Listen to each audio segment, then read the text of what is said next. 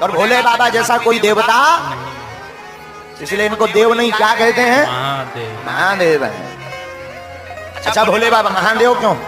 समझो, भोले बाबा महादेव इसलिए हैं क्योंकि संसार में जितने भी उपद्रवी हैं सब इनके चेला।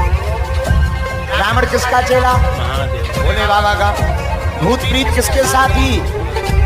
भोले बाबा के। बिच्छू सांप की के अंग में जहर को पिया। अब बताओ ऐसा कौन देवता देखो तुमने? समुद्र मंथन की कथा हमने पढ़ी है कि जब समुद्र मंथन हुआ, जब विष निकला जहर, महादेव ने विष लिया और पीने की कला देखना।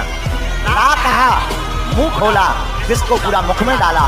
माँ कहा, मुंह को बंद कर लिया। पीना चाहते थे पर सोचा हृदय में राम जी बैठे हैं, वो चल जाएंगे और बाहर अगर निकालेंगे तो पृथ्वी जल जाएगी। अब करें क्या? भीतर नहीं जा सकते, बाहर निकाल नहीं सकते, तो कंठ में ही धारण कर लिया, नीलकंठेश्वर हो गए।